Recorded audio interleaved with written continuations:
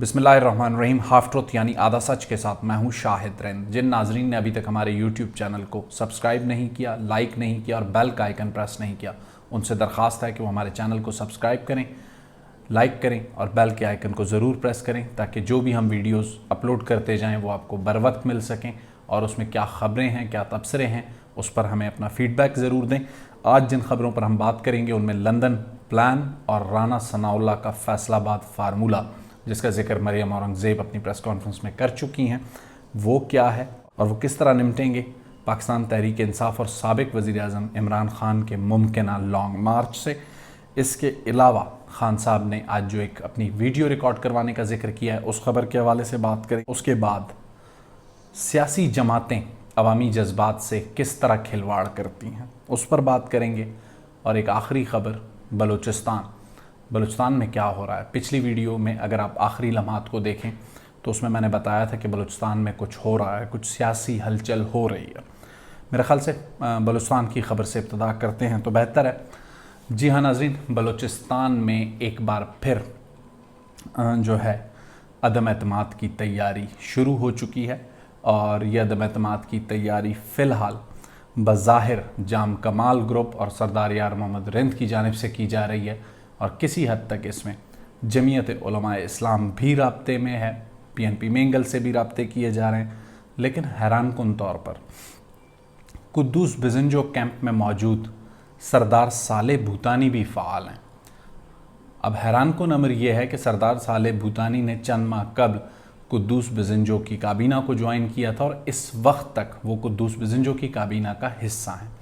ज़हूर बुलेदी गो के काबीना से निकाले गए या छोड़ गए, जो भी सूरत हाल हुई, बज़ाहिर तो निकाले गए। तो इस वक्त वो जाम कमाल के कैंप में मौजूद हैं और जब से कुद्दूस बिजंजो की गवर्नमेंट बनी है तो जाम कमाल और सरदार यार मोहम्मद रिंद इन कोशिशों में थे कि इस हुकूमत को घर भेजा जाए। एक बार फिर इसलिए कह रहा हूँ कि इससे कबल भी ये कोशिशें इन दोनों अफराद की जानिब से और इनके ग्रुप की जानिब से जारी रही हैं, ताहम अभी तक कोई ख़ास या खातिर ख्वाह पेशरफ्त नहीं हुई। लेकिन इस बार जो पेशरफ्त हुई है उसे हम ज़रूर अपने नाजरीन के साथ शेयर करेंगे। और अभी तक जो चीज़ें हमारे सामने मौजूद हैं, हाफ ट्रुथ के पास जो चीज़ मौजूद है उसकी इब्तदाई लाइनें आपको पढ़ के सुना देता हूँ। Resolution under clause 1 article 136 of the constitution of Islamic Republic of Pakistan 1973, ये इसकी हेडलाइन है। और इसका आखिरी जो पैराग्राफ है उस पर लिखा है to be signed by 20% of total membership of provincial assembly. इसका मतलब ये है कि ये अदम एतमाद का ड्राफ्ट है और इस पर तकरीबन 14 अराकीन से अगले 48 घंटों में 48 से 72 घंटों में दस्तखत करवाने की कोशिश की जाएगी। और आइंदा 48 से 72 घंटों में अगर ये ग्रुप 14 अराकीन इकट्ठे करने में कामयाब हो गया तो ये अदम एतमाद आ सकती है। लेकिन इसके लिए पहली शर्त यह है कि 14 अराकीन का होना ज़रूरी है। इस अदम एतमाद को देखते हैं तो समझ में आता है कि यह अदम एतमाद क्यों आ रही है, क्योंकि जाम कमाल का ग्रुप और सरदार यार मोहम्मद रिंद पहले दिन से ही कुद्दूस बिजंजो की हुकूमत के ख़िलाफ़ थे। लेकिन सरदार सालेह भूतानी क्यों फ़ाल हुए? क्या उन्हें भी लग रहा है कुद्दूस बिजंजो के दिन गिने जा चुके हैं?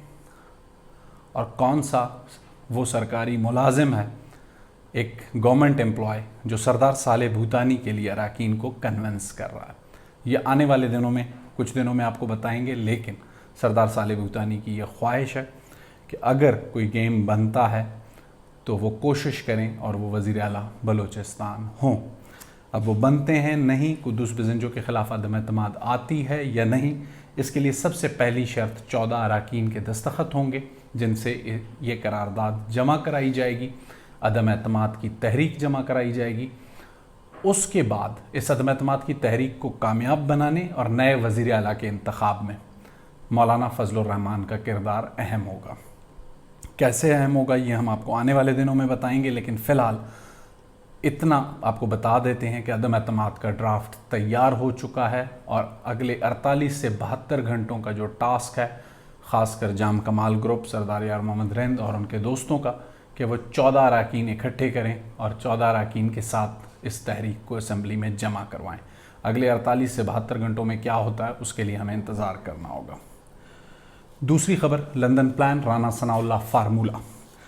لندن پلان میں جو آپشنز ڈسکس ہوئے ان آپشنز میں ارلی الیکشنز کے علاوہ نومبر کے بعد الیکشن کی صورتحال یا پھر اگلے بجٹ، موجودہ جو بجٹ آ رہا ہے، رواں جو بجٹ ہوگا اس سے اگلا بجٹ بھی گزار کر اسمبلیاں ڈیزالو کی جائیں، ٹینیور پورا کیا جائے، ان تمام آپشنز پر غور ہوا اور بتایا جاتا ہے کہ ان تمام آپشنز کو لا کے دوبارہ اتحادی جماعتوں کے سامنے رکھا جائے گا۔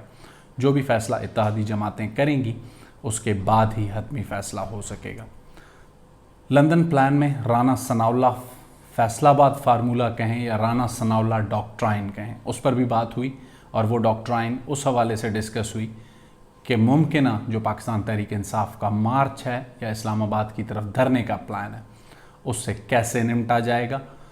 اس کی باقاعدہ منظوری پاکستان مسلم لیگ نون کے قائد میاں نواز شریف دے چکے ہیں اور آپ اندازہ لگا سکتے ہیں کہ رانا ثناء اللہ نے کیا پلان تیار کیا ہوگا، کیونکہ رانا ثناء اللہ سخت گیر موقف رکھتے ہیں پاکستان تحریک انصاف اور اس کی قیادت کے حوالے سے، اور جو کچھ ماضی میں ان کے ساتھ ہوا تو کیا وہ اسکور سیٹل کریں گے یا نہیں، وہ اسے ایک پروفیشنل وزیر داخلہ کے طور پہ نمٹنے کی کوشش کریں گے۔ لیکن پاکستان تحریک انصاف کو یہ یاد رکھنا ہوگا کہ اس وقت وفاقی وزیر داخلہ رانا ثناء اللہ ہیں، چودھری نثار نہیں۔ خان صاحب کے قتل کی سازش ایک ایسی خبر ہے جس پر آج خان صاحب نے اپنی ایک ویڈیو ریکارڈ کروانے کی بات کی ہے۔ پچھلے 10 سے 12 سالوں میں خان صاحب نے جو ابتدا 35 پنکچر کے معاملے سے کی تھی اس سے لے کر آج تک خان صاحب جن جن سازشوں کا ذکر کرتے رہے ہیں اپنی ہی باتوں کو خود ہی مسترد کرتے رہے۔ پہلے جب انہوں نے 35 پنکچر کا ایک نیریٹو بلڈ کیا انہوں نے ثبوت ہونے کی بات کی، اور پھر اس کے بعد انہوں نے کہا انہیں کسی نے بتایا تھا، ثبوت تو نہیں ہے ان کے پاس۔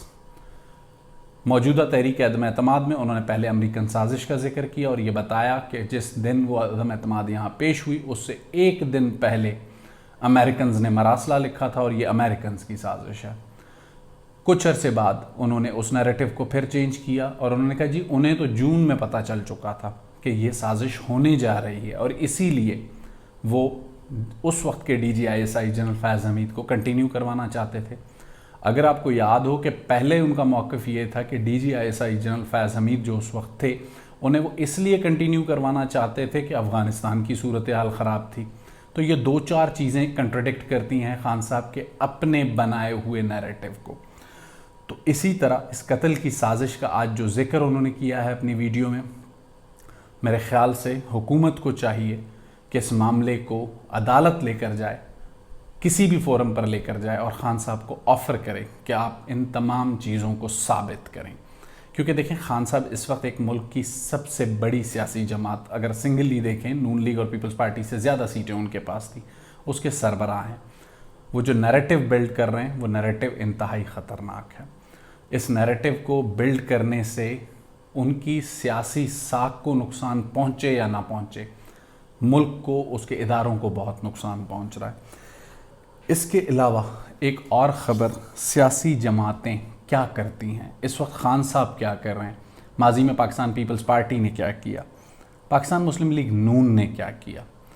تمام جماعتیں ایک دوسرے کے نقش قدم پر چل رہی ہیں اور تمام جماعتوں نے، چاہے وہ عدلیہ ہو، سیکیورٹی اسٹیبلشمنٹ ہو، ان کو ہمیشہ اپنے مفاد کے لیے، اپنے انٹرسٹ کے لیے گڈ کاپ اور بیڈ کاپ کی بنیاد پر نشانہ بنایا۔ یہ نہیں ہو سکتا کہ جوڈیشری میں ایک جج اچھا ہے اور ایک برا ہے، یہ نہیں ہو سکتا کہ فوج میں ایک لیفٹیننٹ جنرل اچھا ہے اور ایک برا ہے۔ آج اگر سیاسی جماعتیں یہ بات کہتی ہیں کہ پاکستان کی سیاست میں فوج کی مداخلت ہے، تو پھر ہمیں یہ بھی یاد رکھنا ہوگا کہ پاکستان کی سیاست میں فوج کی مداخلت کا 73 سے پہلے کوئی صورتحال کچھ اور ہوگی، 70s کے بعد کی صورتحال ISI کا پولیٹیکل سیل کس نے بنایا تھا، فوج کو وہ رول کس نے دیا تھا، ان چیزوں کو بھی ہمیں یاد رکھنا ہوگا۔ آج اگر سیکیورٹی اسٹیبلشمنٹ یا فوج یہ کہتی ہے کہ ہم اس سیاست سے دور رہنا چاہتے ہیں، ہم اے پولیٹیکل ہیں، تو میرا خیال ہے سیاسی جماعتوں کو 3، 4، 5 وفاقی جماعتوں سمیت کانپرس جماعتوں کو چاہیے کہ وہ انہیں ایک موقع فراہم کریں اور موقع دیں کہ وہ سیاست سے دور ہو جائیں. اگر اس کے بعد ان کی کوئی مداخلت آتی ہے تو پھر سیاسی جماعتیں ان کے خلاف ایک نیریٹو بلڈ کریں. لیکن اس وقت جو کچھ بھی ہو رہا ہے، وزیر اعظم سابق عمران خان جو نیریٹو بلڈ کر رہے ہیں، اس نیریٹو کو دیکھتے ہوئے، پاکستان مسلم لیگ نون کے ماضی کے نیریٹو کو دیکھتے ہوئے اور پاکستان پیپلز پارٹی کے نیریٹو کو دیکھتے ہوئے ایک بات ثابت ہوتی ہے کہ جب بھی کسی کی حکومت ختم کی جاتی ہے تو وہ یہ نہیں بتاتے کہ انہوں نے عوام کے لیے کیا اقدامات اٹھائے تھے، کیا ایسے عوامی اقدامات کیے تھے، کیا ایسے فیصلے کیے تھے جن کی وجہ سے ملک ترقی کر رہا تھا، یا ان کی حکومت کیا انقلابی اقدامات کر رہی تھی. وہ ہمیشہ مظلومیت کا کارڈ کھیل کر عوامی جذبات سے کھلواڑ کرتے ہیں. یہی کام پاکستان مسلم لیگ نون نے کیا اور اس کھلواڑ کے ساتھ ساتھ اداروں پر حملے بھی کرتے ہیں، چاہے وہ عدلیہ ہو، چاہے وہ فوج ہو، چاہے وہ دیگر ادارے ہوں. لیکن اس میں بھی اپنے انٹرسٹ کو دیکھتے ہیں، جن سے ان کا انٹرسٹ تھوڑا انہیں لگتا ہے کہ وہ کوئی بھی شخص یا کوئی بھی اعلیٰ افسر ان کے لیے نرم گوشہ رکھتا ہے تو وہ اچھے ہیں، لیکن اگر کوئی سخت موقف رکھتا ہے تو وہ برے ہیں. تو اس چیز کو کر کے جو صورتحال پیدا کی جاتی ہے، عوامی جذبات سے کھیلا جاتا ہے، تو عوام کو یہ سوچنا چاہیے کم از کم کہ اس عرصے میں اگر اور کچھ نہیں، 2008 جب پاکستان پیپلز پارٹی کو شہید محترمہ بے نظیر بھٹو کے واقعے کے بعد ایک ہمدردی کی بنیاد پہ ووٹ ملا، تو 2008 سے لے کے 2013 تک پاکستان پیپلز پارٹی کی پرفارمنس کیا تھی، پاکستان پیپلز پارٹی نے کیا کیا.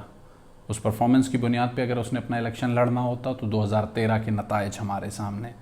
2013 سے لے کے 2018 تک پاکستان مسلم لیگ نون کی حکومت تھی، ان کی پرفارمنس کیا تھی؟ اس پرفارمنس کی بنیاد پہ وہ الیکشن لڑنے نکلے تھے. سابق وزیر اعظم عمران خان 3.5 سال تک حکومت میں رہے، کیا کارکردگی تھی ان کی؟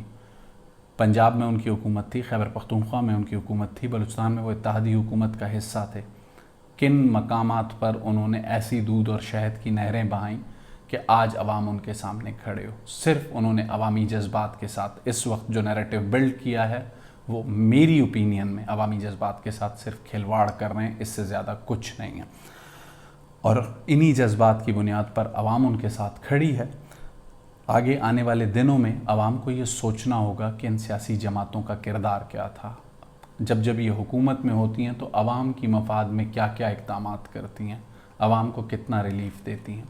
جب تک عوام یہ نہیں سوچے گی، سیاسی جماعت سے ان کی منشور اور اس پر عمل درآمد پر سوال نہیں پوچھے گی، تو اس وقت تک پاکستان کی نہ سیاست ٹھیک ہو سکتی ہے، نہ گڈ گورننس ٹھیک ہو سکتی ہے، نہ پاکستان کا معاشی مسئلہ ٹھیک ہو سکتا ہے.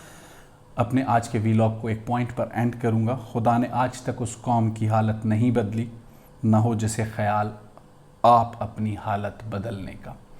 اگلے ویلاگ تک مجھے شاہد رند کو اجازت دیجیے. اللہ حافظ.